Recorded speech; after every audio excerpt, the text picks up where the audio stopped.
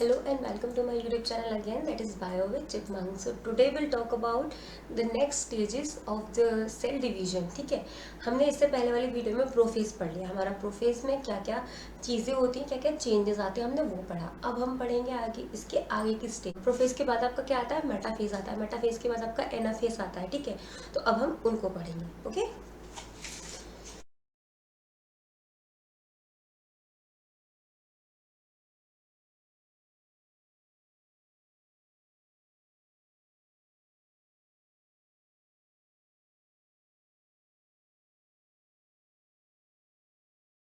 Metaphase. Meta का मतलब होता है आफ्टर. तो जैसे ही प्रोफेज के बाद जो फेज होता है वो होता है मेटाफेज, इसीलिए हमने इसे मेटा बोला है. ठीक है, मेटा का मतलब होता है आफ्टर फेज. ठीक है, तो पहले हम एनिमल सेल देखते हैं. एनिमल सेल में क्या था, हमारा सेंट्रोसोम से एस्टर्स बन गए थे, एस्टर से स्पिंडल फाइबर्स बने, न्यूक्लियस डिसअपियर हो चुका है. आपके मेटाफेज में न्यूक्लियस नहीं दिखेगा, आपको न्यूक्लियर मेम्ब्रेन नहीं दिखेगी, बिकॉज जो आपने लेट प्रोफेज पढ़ा था उसमें क्या था कि जो आपका न्यूक्लियस था, न्यूक्लियस की मेम्ब्रेन थी, वो क्या हो रही थी, डिसअपियर होना स्टार्ट हो गई थी, और मेटाफेज में वो ऑलरेडी डिसअपियर हो चुकी है. ठीक है, सो नाउ अब आपके जो क्रोमोसोम है, अब हम इन्हें क्रोमेटिड्स नहीं बोलेंगे, अब हम इन्हें क्रोमोसोम बोलेंगे. मेटाफेज में हम उन सिस्टर सेल्स को, यानी कि जो क्रोमोसोम ने अपने आप को रिप्लिकेट किया था, हमने उन्हें क्या बोला था, क्रोमेटिड्स बोला था ना. तो अब हम इन्हें क्रोमोसोम ही बोलेंगे. ठीक है, मेटाफेज में. तो ये जो क्रोमोसोम है वो क्या करेंगे, chromosome lie along the equatorial plane of the cell. वो इक्वेटोरियल प्लेन पे अरेंज हो जाएंगे एक दूसरे के साथ. ठीक है, एक ऐसा, एक उसके थोड़ा साइड, फिर उसके थोड़ा साइड, लेकिन इक्वेटर पे होंगे. ठीक है, same with the plant cell. Plant cell में भी वो क्या करेंगे, एक दूसरे के इक्वेटोरियल प्लेन पे अरेंज होते जाएंगे. तो जो मेटाफेज में आपके फीचर्स होते हैं, जो आपसे पूछ लिए जाते हैं कि क्या मेटाफेज में क्या क्या चेंजेस होते हैं, वो होते हैं chromosome arrange in equatorial plane. Chromosome क्या होते हैं, आपके इक्वेटोरियल प्लेन पे अरेंज हो जाते हैं. नेक्स्ट है, each chromosome get attach to the spindle fibre by centrosome. ये जो क्रोमोसोम है ये किससे अटैच होगा, ये जो क्रोमोसोम है ये सेंट्रोसोम, सेंट्रोमर से अटैच होगा. ये तो हमें पता है बिकॉज वो उसका बीच का पोर्शन है. लेकिन वो सेंट्रोसोम किस पे अटैच होगा, स्पिंडल फाइबर से. स्पिंडल फाइबर से कोई भी आर्म अटैच नहीं होगी, कोई भी आर्म्स अटैच नहीं होंगे स्पिंडल फाइबर से. उसका सेंट्रोसोम ही अटैच होगा, उसका मिडिल पार्ट अटैच होगा. ठीक है, so now we move forward towards next stage.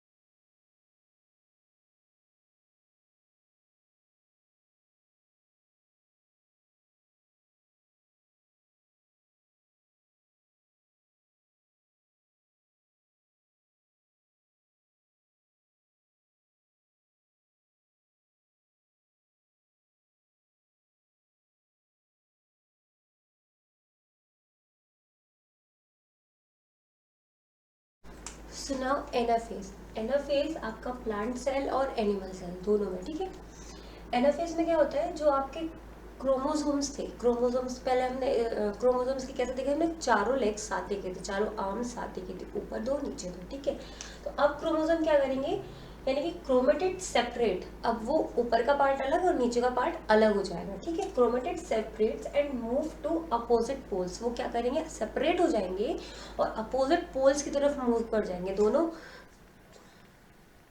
दोनों अलग अलग पोल्स पे क्या करेंगे, मूव करेंगे. एक इस साइड मूव करेगा, एक उस साइड मूव कर जाएगा. ठीक है, सो और वो मूव क्यों करेंगे, ऐसा तो नहीं कि बिना किसी रीजन के करेंगे. Due to the contraction of spindle fibre. अब स्पिंडल फाइबर बनना स्टार्ट हुआ, जैसे फिर स्पिंडल फाइबर इतना था, अब स्पिंडल फाइबर जैसे जैसे कॉन्ट्रैक्ट होगा उसकी वजह से जो उस पर क्रोमेटिड्स अटैच हुए थे सेंट्रोसोम पार्ट से, क्रोमेटिड्स उस पर अटैच हुए थे सेंट्रोमर वाले पार्ट से.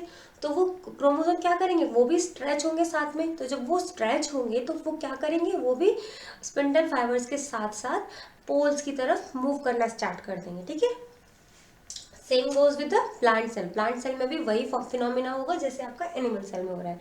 बिकॉज स्पिंडल फाइबर आपका स्ट्रेच होगा, इसकी वजह से आपके जो क्रोमेटिड्स हैं वो सेपरेट होना स्टार्ट कर देंगे और पोल्स की तरफ मूव कर जाएंगे. एंड नेक्स्ट, इसी में एनाफेज में ही नेक्स्ट प्रोसेस होता है कि जो आपका फुरो बनना, जो एनिमल सेल में क्या बनता है, फुरो बनता है साइटोप्लाज्म में, वहीं प्लांट सेल में आपकी सेल प्लेट बनती है, सेल प्लेट बनती है प्लांट सेल में, और फुरो बनता है आपका साइटोप्लाज्म में। ओके, तो ये होता है आपका वो स्टेज जब भी लास्ट स्टेज तक पहुंचने वाला होता है। ठीक है, अब इसके बाद जो हो गया आपका टीलोफेज होगा, टीलोफेज आपका होगा last stage of the cell division. तो अब यहाँ से इसने क्या कर दिया, अपने आप को सेपरेट करना स्टार्ट कर दिया है। ठीक है, इसमें सेल प्लेट फॉर्म हो गई, सेल प्लेट फॉर्म हो गई, मतलब अब क्या करेगा, ये अपने आप को अलग कर लेगा, बिकॉज इसमें भी सेम नंबर ऑफ क्रोमोसोम्स हो गए यानी क्रोमेटिड्स हो गए, उसमें भी सेम नंबर ऑफ क्रोमेटिड्स हैं।